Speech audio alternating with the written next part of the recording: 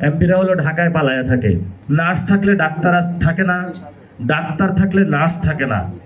যেই টাকাগুলা দেওয়া হয় সেই টাকাগুলা ওইখানের যিনি আছেন তারা সুন্দর মতো ভাগ-বটোয়ারা করে নিয়ে যান। এলাকাবাসী যখন দেখেন যে কোথাও গিয়ে হলো জায়গা পায় না, তারা খুব অধীর আগ্রহে থাকেন হলো এমপি সাহেবের জন্য।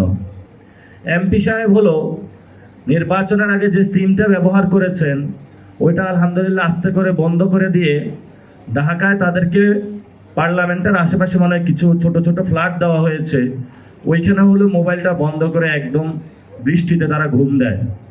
তা আমি কয়েকজন এমপিকে জিজ্ঞেস করলাম যে আপনাকে এলাকার মানুষ খুঁজতেছে, আপনি এলাকায় যান না কেন?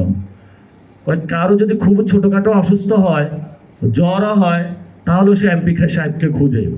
এলাকার মানুষের ভয়ে আমি আর এলাকায় যাওয়ার সাহস পাই না। এমপিরা হলো ঢাকায় পালায়া থাকে। তারপরে এলাকার মানুষকে জিজ্ঞেস করলাম যে এটা তো এমপির কাজ না, এটা হলো একটা চেয়ারম্যানের কাজ, মেম্বারের কাজ, উপজেলা চেয়ারম্যানের কাজ। বললো যে উপজেলা চেয়ারম্যান নাই। আমি বললাম কই গেছে? বললো যে আওয়ামী লীগের আমলে পালায়া গেছে। বললো চেয়ারম্যান কই? বললো চেয়ারম্যানও নাই। মেম্বার কই? কিছু কিছু মেম্বার আছে, এদেরকে হলো রাতে টর্চ মারলে পাওয়া যায়, দিনের বেলায় তো এদেরকে খুঁজেও পাওয়া যায় না। বাকি আছে আমাদের এমপি সাহেব।